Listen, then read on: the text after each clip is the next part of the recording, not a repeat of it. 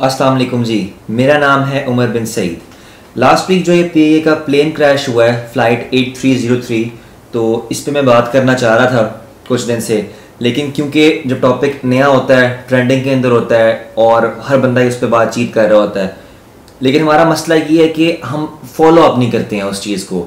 तो इसलिए मैंने सोचा कि कुछ दिन देख के जो उस पर रिपोर्ट्स आ रही हैं, जो इन्वेस्टिगेशन चल रही है, तो उसको थोड़ा पढ़ा जाए, गो थ्रू किया जाए, तो उसके बाद फिर इस पे वीडियो बनाते हैं। मतलब मेरा अपना एक पॉइंट ऑफ व्यू है जो मैं बताने लगा हूँ, आपके साथ शेयर करने लगा हूँ। इसमें इसके ऊपर आप डिसएग्री भी कर सकते हैं, एग्री भी कर सकते हैं, क्योंकि ये कोई फाइनल वर्डिक्ट तो है नहीं। बेसिकली जी मेरी जितनी भी एविएशन की नॉलेज है तो मैं उसकी बेसिस पे बात कर रहा हूँ। वो इस तरह है क्योंकि मेरे जो वालिद साहब हैं उन्होंने 27 ईयर्स सर्व किया है for PIA at Jeddah airport. He was as an air traffic supervisor थे वो। तो खैर टॉपिक पे आते हैं। अच्छा जी, 22 मई को जी flight 8303 which flew from Lahore to Karachi, land होने से बिल्कुल कुछ सेकंड पहले it crashed on Model Colony, जिसके अंदर 97 लोग जो हैं वो शहीद हुए हैं और 2 लोग उन्होंने सर्वाइव भी किया है माशाल्लाह से, तो which was not less than a miracle.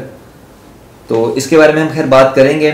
अच्छा जी, मतलब सोशल मीडिया पे हम लोग पढ़ रहे हैं कि कुछ लोग जो हैं वो पीए को ब्लेम कर रहे हैं और कुछ लोग जी एलिगेशंस लगा रहे हैं पायलट पे। तो खैर मतलब मैं बिल्कुल न्यूट्रल होकर बात करूंगा, फैक्ट्स और फिगर्स जो मतलब मेरे मुताबिक जो मैंने पढ़ी हैं, जो मैंने गो थ्रू की हैं, उसके ऊपर हम बात करेंगे। पूरा सिनेरियो जो है उसको कंपेयर करके देखते हैं कि उसके अंदर क्या था। अच्छा खैर सबसे पहले जी ये जानना चाहिए कि उस जो फ़्लाइट है उसके अंदर जो उसको लीड कर रहा था वो कैप्टन सज्जाद गुल थे। He was not an ordinary man, क्योंकि उनका बस 17,000 आवर्स का फ्लाइंग एक्सपीरियंस था, तो ये कोई छोटी बात नहीं है। अच्छा खैर सबसे पहले जो फॉल्ट जो आया है वो आया है प्लेन के लैंडिंग गियर के साथ। अच्छा अब जब लैंडिंग गियर अगर आपका ओपन नहीं होता ना, तो उसका एक फ़ाइनल जो मतलब आप अटैम्प्ट होती है वो यही पायलट कर सकता है कि वो फिर बेली लैंडिंग करता है। बेली लैंडिंग का मतलब होता है कि बस जो प्लेन की बॉडी है वो बिल्कुल रनवे के साथ ग्लाइड करती हुई जो है ना वो प्लेन को रोक लेंगे। अच्छा जी खैर, अच्छा जो पहला एविडेंस है वो हमें किस तरह मिलता है, वो हमें मिलता है ब्लैक बॉक्स से। ब्लैक बॉक्स क्या चीज़ है? ब्लैक बॉक्स जो है वो एक डिवाइस होती है जिसके अंदर आपकी जो पायलट है उसकी बाहर जितनी भी कॉन्वर्सेशन हुई होती है कंट्रोल टावर के साथ, तो वो सारी जो है ना उसके अंदर रिकॉर्डेड हुई होती हैं। अच्छा खैर वो रिकॉर्डिंग जो है वो आफ्टर द इंसिडेंट या इवेंट वो डिकोड होती हैं। अच्छा जब वो डिकोड की गई हैं, मैं उसके अंदर इस वीडियो के अंदर मैं एडिट कर सकता था, मर्ज कर सकता था, लेकिन इस तरह वीडियो बहुत लंबी हो जानी थी क्योंकि वो हर बंदे ने वो सुनी हुई है सोशल मीडिया के ऊपर, न्यूज़ के अंदर, तो इसलिए मैंने फिर उसको अटैच नहीं किया। तो वो हमारा पहला एविडेंस है। अच्छा जब उसको हम लुक थ्रू करते हैं तो उससे हमें पता लगता है, जो सबसे पहला पॉइंट है कि जब लैंड करने से जब 5 माइल्स दूर था रनवे से प्लेन, ठीक है, अब वो डिसेंड कर रहा है, उस टाइम पे उसकी जो ऑल्टीट्यूड थे, उसका जो उसकी हाइट थी वो 4000 फीट पे था, ठीक है। ये हमारा पहला पॉइंट है, क्योंकि उस टाइम प्लेन जो है उसको 1600 फीट पे होना चाहिए। इसी के साथ जो उसकी स्पीड थी, स्पीड जो है उस टाइम प्लेन की वो 400 किलोमीटर्स पर आवर थी, जो कि ये भी मोर देन 120 किलोमीटर्स ज़्यादा है। तो यहाँ पे हमें पता लगता है कि स्पीड और जो ऑल्टीट्यूड है वो बैलेंस के अंदर नहीं है, ठीक है जी। तो लेकिन जब ये बात कंट्रोल टावर ने मेंशन भी किया पायलट को, तो ही वॉज क्वाइट कंफर्टेबल, ठीक है, वो काफ़ी कॉन्फिडेंट था कि he could easily make it to ILS 25। अच्छा अब ILS क्या जी, ये वो रनवे है, यानी कि इसको अगर हम फुल फॉर्म इसकी देखी जाए तो वो है इंस्ट्रूमेंट लैंडिंग सिस्टम। अच्छा इसके अंदर ये होता है कि अगर आपका प्लेन फॉर एग्जांपल ये रनवे है बिल्कुल स्ट्रेट, ठीक है, अगर आपका प्लेन यहाँ से आ रहा है या यहाँ से आ रहा है, तो उसने सबसे पहले लैंड करने से पहले उसकी अलाइनमेंट के अंदर आना है, यानी कि उसने डिसेंड करते हुए रनवे को बिल्कुल सामने एक जो है ना सिंगल डायरेक्शन के अंदर आना, ताकि वो ईजिली लैंड कर ले। अब उसके लिए उसको रनवे के ग्लाइडिंग पाथ के अंदर भी आना ज़रूरी है। अब ग्लाइडिंग पाथ के अंदर आने के लिए आपका हाइट जो है, ठीक है, जो ऑल्टीट्यूड होता है प्लेन का, और स्पीड आपकी प्रोपोर्शन के अंदर होनी चाहिए। अब जो हमारे चार्ट्स जिस तरह हम बता रहे हैं, मैं आपको बताया कि 1600 फीट और जो है वो 300 के करीब आपकी स्पीड होनी चाहिए। तो यहाँ पे पता लगता है कि स्पीड और ऑल्टीट्यूड प्लेन का बिल्कुल कॉन्ट्रडिक्शन में था, but still the pilot was quite confident कि he could easily make it. अच्छा खैर जब कंट्रोल टावर ने देखे जी मेंशन भी किया है, तो अब कंट्रोल टावर पायलट को कोई ऑर्डर नहीं दे सकता, ठीक है। उसका काम है कि सिर्फ उसने असिस्टेंस प्रोवाइड करनी है पायलट, क्योंकि बाकी जो जो भी डिसीजन है वो पायलट ने खुद लेना है। खैर, इसके बाद जी अगला सवाल ये आता है कि जो इंजन्स हैं वो दोनों एट अ टाइम एब्रप्टली क्यों मतलब रुक गए, ठीक है, क्यों फेल हो गए।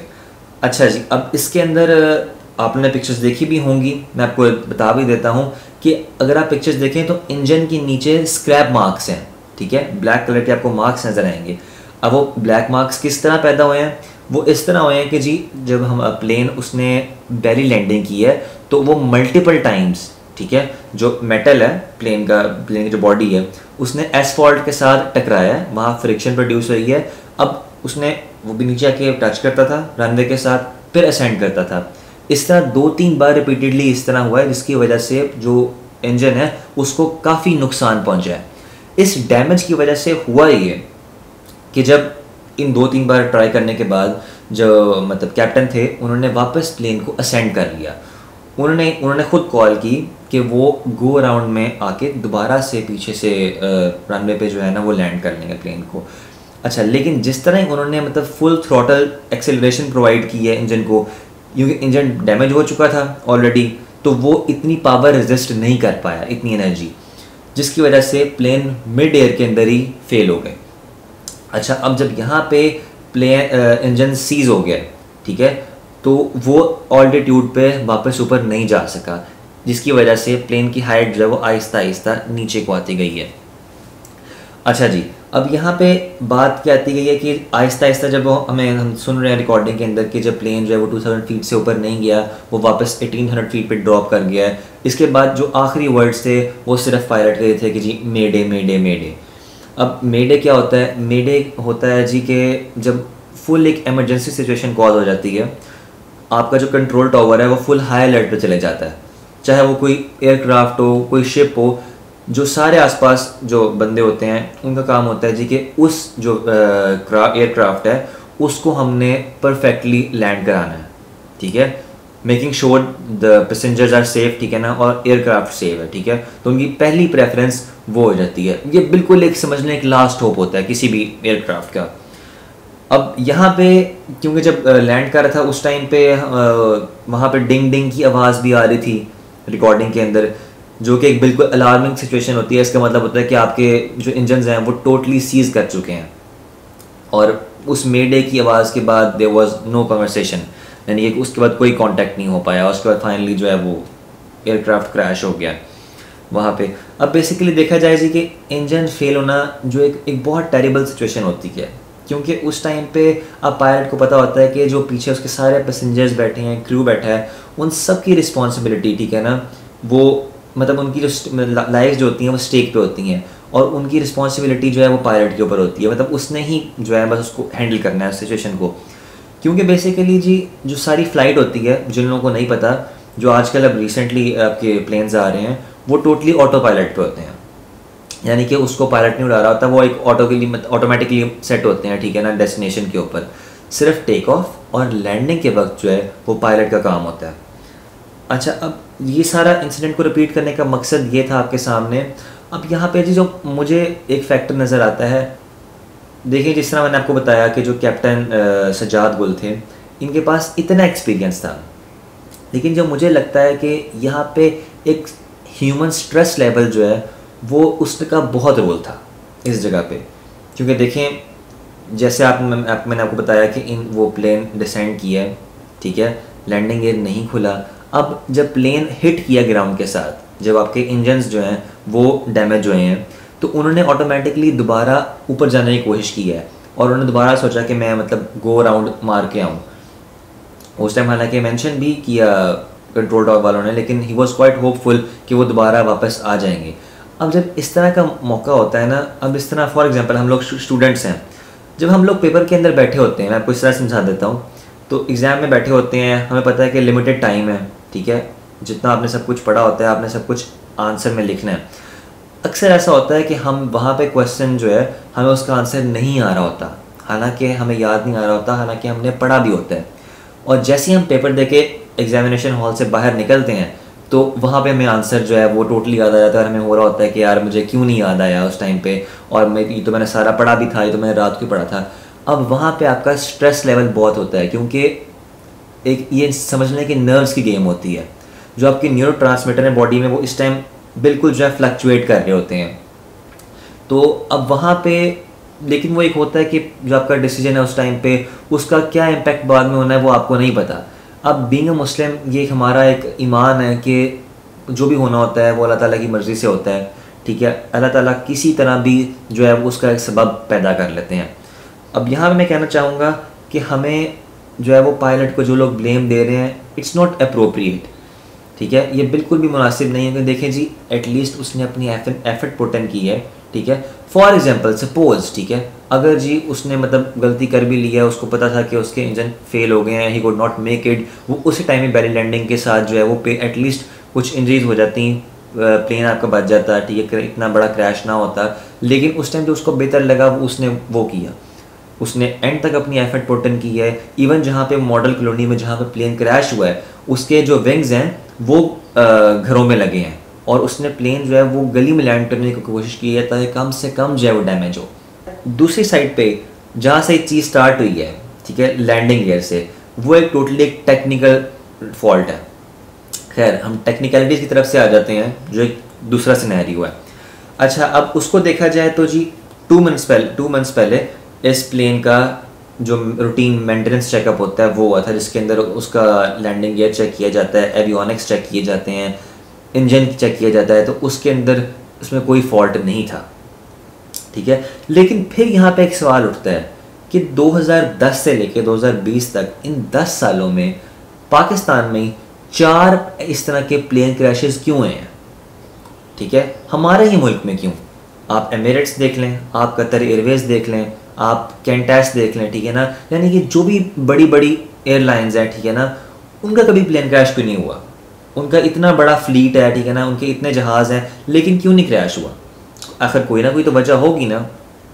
अब ये बात भी समझ नहीं आती है, क्योंकि मेरे वालिद साहब ने बताया था कि जिस टाइम मतलब वो वहाँ पे जॉब करते थे 1980s के अंदर, 19 आई थिंक 85-90 के अंदर PIA was one of the top most best airlines के अंदर रैंक की जाती थी।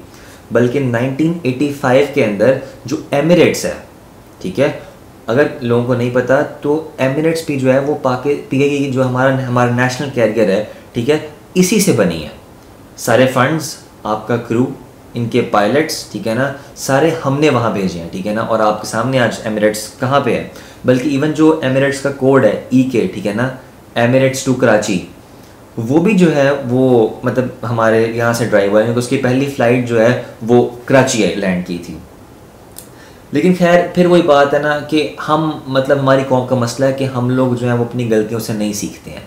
ये सिर्फ PI की बात नहीं है, ये हर डिपार्टमेंट की बात है, मेरे में, आप में, हम सब के अंदर ये मसला है कि हमें ये चीज़ माननी चाहिए कि इस दुनिया में चाहे वो इंसान है, ठीक है, या उसकी बनाई हुई कोई भी मशीनरी है, हर एक चीज़ की एक्सपायरी डेट है, ठीक है। In the end everything is gonna finish, ठीक है ना। जिस तरह मतलब प्लेन है, ठीक है ना, ये भी इंसान की कोई इंसान ने भी जो है वो यहाँ पे हमेशा के लिए जिंदा नहीं रहना, हर बंदे ने भी चले जाना है। इस तरह ही फॉर एग्जांपल मैं आपको एक मिसाल देता हूँ। अब चनियोट के कुछ मुकामी लोग हैं, ठीक है ना, उन्होंने मुझे बताया जी कि चनियोट के पास एक ब्रिज बना हुआ है, ठीक है। अब वो ब्रिज जो है वो जो हमारे अंग्रेज़ थे, ठीक है, जब यहाँ पे अंग्रेज़ों की हुकूमत थी, उन्होंने वो ब्रिज बनाया था। अब उस ब्रिज के ऊपर लिखा भी हुआ है कि it would last for 100 years, ठीक है, इसके बाद आपको इसको रीन्यू करना पड़ेगा, ठीक है। लेकिन माशाल्लाह से जी इस बात को पता नहीं कितने अंग्रेज़ों की कितनी नस्लें आगे चली गई होंगी, लेकिन वो ब्रिज आज भी मौजूद है। मतलब हमने नहीं देखा कि यार कि ये बाद में जब तक वहाँ पे कोई एक्सीडेंट अल्लाह ना करे कोई मतलब हो, तब तक हमारी जो है वो आँखें नहीं खुलेंगी। तो ये हमारे अंदर जो है ना एक फ़ॉल्ट है। ये क्रैशेस मतलब पहले भी हुए हैं, ठीक है ना, आज एक हो गया है, अल्लाह ना करे जी। देखें वो लोग भी थे जिनकी वहाँ पे जान गई है, उनको नहीं पता था, वहाँ पे वो सहरी करके उठे हैं, उन्हें नहीं पता कि उन्होंने वो अफ्तारी वहाँ रोज़ा पूरा करना है अपना कि नहीं करना। तो अल्लाह ना करे कल को वो थे, कल हम हो सकते हैं, हमारी फैमिली में से कोई हो सकता है। और हमारी गवर्नमेंट जो है वो 10 लाख रुपए जी कीमत इंसान की लगाई है, वो लॉलीपॉप हर किसी के मुँह में दे देते हैं और बस जी हफ्ते बाद मामला ठंडा हो जाता है। ठीक है जी। तो मतलब आई डोंट नो कि हम कब इन चीज़ों से सीखेंगे।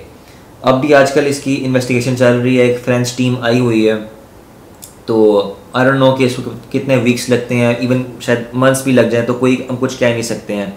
लेकिन मेरी सिर्फ जो एंड पे कंक्लूजन यही है कि ये एक ऐसा इंसिडेंट है, इस तरह के जितने भी हमारे होते हैं, ठीक है ना, कोई ब्लास्ट वगैरह होते हैं, हमारी कौम टूटती है और फिर जुड़ती है, ठीक है जी।